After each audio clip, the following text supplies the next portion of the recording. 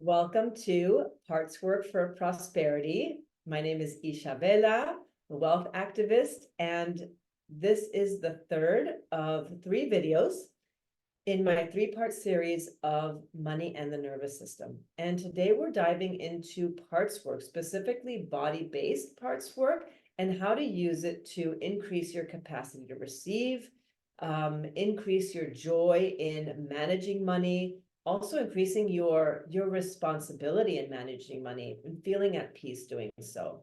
So I'm doing this series to give you a taste of what we'll be doing inside of Next Worth, which is my 7-week live money series on embodying prosperity, again, to become a magnet for, money, magic, and miracles. So it's really about connecting the spiritual aspects of money with the practical aspects.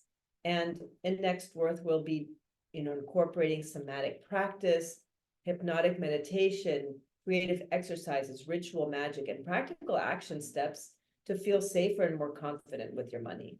And of course, it's intended for everyone who wants to be part of it, but I especially the experiences that really speak to femmes of color or femmes whose communities have been historically marginalized, right? Thinking of, immigrant femmes, of Black and brown femmes.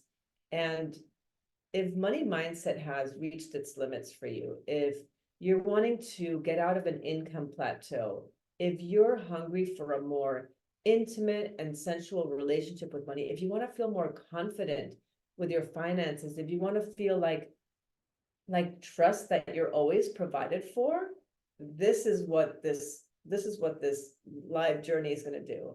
We're going to dive into the unconscious, the hidden, the ancestral aspects of money work. So really going into the epigenetic pieces. So I've included the link in the information page in the description.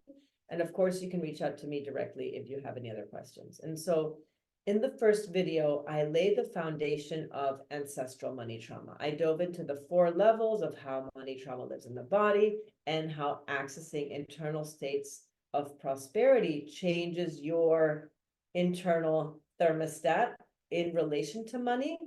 And in the second video, which I included as part of my podcast, is season 3, episode 8, I show you how to unlock your body's upper limits so that you can increase your income and also manage it with more pleasure. And one thing that I've been doing for a long time in my relationship with money has been parts work. And this is also known as internal family systems, IFS. This was created by Richard Schwartz. And the idea is that you have different aspects of the self, right? You can call it personality. And these are all parts of you. You're not just dealing with one monolithic self. There's lots of different selves. And all of these different selves have their own identities and feelings, emotions, experiences that all make up part of the whole. And the intention of internal family systems is to welcome all parts of you. It is to relate to them compassionately and thereby integrating them into that big whole. And sometimes there are parts of us that are exiled, that are out of our awareness, that we are blind to because we move them out of our consciousness. And often these exiled parts are associated with shame, or there may be parts that are very frightened. Maybe they are parts that never were seen in our families of origin or in our culture. And there are the parts that are sort of like managers, right? These parts, the manager parts, they come in and they try to protect us from feeling the emotions of the exiled parts. So most of the time, this is like our tendency to intellectualize, or the part that is like kind of this clever part that's like quickly sweeps things under the rug before things get too intense, right? Oh, it's going to be okay, right? Versus actually feeling the emotions all the way through, which can be overwhelming, right? So these managers kind of try to protect us from the big feelings, threatening feelings overwhelm. And the way that I learned internal family systems was in my somatics program, where we, allow different parts of us to express through the body, express through our voices, through our behaviors, our gestures, right? Energetically, we didn't just like sit and tune into them and feel them, right? Which is fine, but there's something really powerful about bringing it into expressive work, because oftentimes, especially when you're thinking about younger parts, children are expressed. Children have to have, like, they scream and they have big movements, right? So these parts need to move. Some of these parts really do need to move the energy, especially if they're stuck or frozen in a particular place, or if they're shut down, they need to move into sort of more an activated state. And so movement is really key. And it's, often the resistance to movement is where you are literally stuck, right? It's a frozen state. And if there's anything that I want you to take from this video, it is movement, movement, movement. Okay. So in this video, the video 1 of this 3-part journey of the nervous system series, I talked about stress loops and about how to close them. And so these are essentially like adrenaline cycles that, these are chemical cycles. And so there's much more that's required to heal them than just sitting with them and just being with them. Sometimes, like, they require movement. They require like the energizing of, okay? So back to parts work. So parts are not just identities or younger parts. They can be sensations in the body. They can be emotions. Of course, they can be past versions of yourself at different ages. They can also be avatars or archetypes or alter egos. So, for example, I have, my sacred provider is this like loving, hyper protective, hyper responsible, and very steadfast part of myself that I access when I need to do my taxes, when I have a date night with money and I need to like figure some financial strategy out. I bring on sort of this very regulated computer geek self when I'm doing any sort of crypto transaction. So there's aspects of ourselves that we can bring forward that they don't necessarily have to be parts of our past.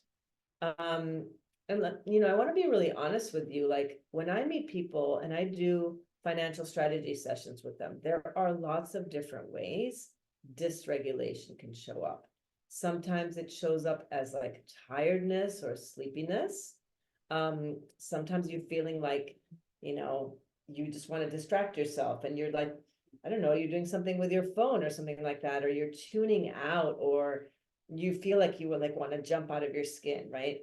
So there's a lot of times that dysregulation doesn't look like anxiety, which is usually what we associated with, but this is more of the, the hypoarousal type of dysregulation. We're better at detecting anxiety because, for obvious reasons, it's just much louder in the body.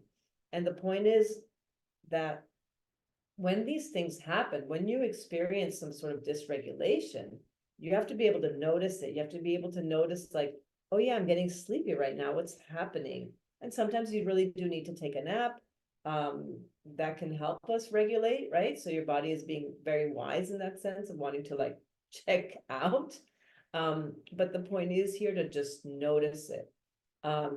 If you want to call these moments of fear, if you want to call them resistance, it doesn't matter. Use whatever word works for you. I tend to use fear because resistance sounds like it's like you're doing it on purpose. And that's not what's happening. But this is just your body going into a state of alert. There's nothing wrong that you're doing. You didn't do anything wrong. You're not wrong.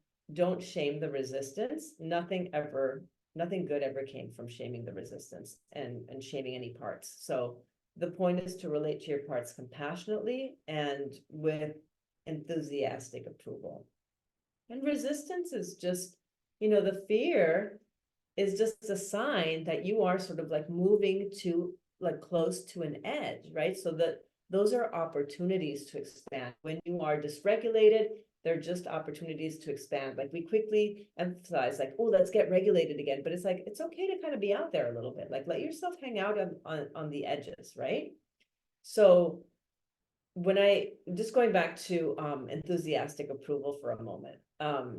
So I say enthusiastic, you want to relate to your young parts, especially with enthusiastic approval, because it's like, as children, that's kind of what we want. We want our parents to like adore us, or our caregivers to just like love on us. So it is an invitation for you to be in the energy of like sweetness with your internal parts. So you want to notice these parts come up. You want to develop a relationship to them, even the parts that are unsavory or unpleasant, or, especially those parts. So, for example, a lot of us have chaotic teenager parts of us that like to destroy things. They like to be reckless and live in the moment. And as you can imagine, finances, that's not such a good idea. It can be a spendy part of yourself. It can be a part that, pulls out your 401k, thinking short-term, survival or goals or desires versus, considering what it could do for you in the long term, that kind of thing. And, by relating to this chaotic inner teenager, you want to find the part of you that can appreciate that this part exists in you. And every part exists on a spectrum, right? So every aspect of yourself has light qualities and it has shadow qualities. So the shadow quality of the rebellious teenager is that it wants to just fuck with your finances. It doesn't give a fuck about anything, right? It's very rebellious. It just wants to like push against the norms, right? Rebel just for rebellion's sake. And but the light part of your rebellious teenager is that they're adventurous and they go against the status quo. Like that's good, right? They're change makers and they're full of life and passion and fire. So you can see that you wouldn't want to get rid of the rebellious teenager. You won't want to get rid of that part of you, or that energy. That's part of your energy. It's just that the rebellious teenager needs a specific job in your life. She needs to be assigned a task. So maybe she's not the best person to have in charge of your finances, but maybe she's your vacation planner. Maybe she does other things. And sometimes like, I want to talk about the saboteur, because this is an often misunderstood part, one that is given negative attributes, one that is commonly designated as unfavorable or unwanted, the one that is to blame for the reason why you're not making more money or you are fucking your finances. But let me tell you something about the saboteur, and this is just through my own exploration. The saboteur is kind of like that blue character from Inside Out. The one that is really fixated on safety, even though, you might feel it as a dark force or as an evil force, it's actually just really wanting to keep you safe, like desperately so. And I experienced that part of myself as very delicate and very sensitive. And when I notice it, it usually comes from a very shaky, frightened child, or of a part that is very concerned about belonging and about being worthy and really keen on surviving, like so focused on surviving and being loved and liked and, yeah. So I'm hoping that as I speak, and as you watch this, you're developing some empathy and compassion for that part, the part that is really concerned that if you 3x your income, you'll alienate your old friendship circle. And of course, that's scary, right? Nobody wants that to happen. And can you take the hand of that scared part and let them know it's actually going to be okay? Can you trust that if people decide to fall away just because of how much money you make, and maybe based on their judgments, that you'll meet other people that are aligned with the values that you have, and maybe the level of power that you are willing to hold and manage in your life. Can you trust that? And can you hold the hand of that frightened part and let them know that, and drop into that place of trust that it is going to be okay. The thing about the saboteur, the fear associated with the saboteur, is so quiet and so sneaky. It lives in the unconscious, which is why it's an aspect that's like so frustrating, because it gets you when you're not looking. It sneaks up on you and bites you in the butt. But the saboteur is a truthful motherfucker. It really is. The saboteur is a truth teller, because it reveals the truth that lives in your body versus the words that are coming out of your mouth, Yeah, and so I can really appreciate the saboteur for letting me know, like, where I'm not cleaning up shop, where I need to attend to cleaning duties. If I'm in a cycle of, let's say I'm income plateauing, that might, my saboteur, I might get curious about, like, oh, that's interesting. Why might I want to remain this way? Like, what would be beneficial to me? And instead of just feeling my frustration, I want to find, like, oh yeah, this is beneficial. Like, it's beneficial for me not to increase my income because there's a comfort there. I know this place. I can survive really well here. I feel like a badass, like a resourceful badass, but and just simply because it's unfamiliar for me to earn more, let's say, right? Just as an example. So each part has a light and shadow aspect, and there's wisdom in all of it, right? So how do you work with these parts?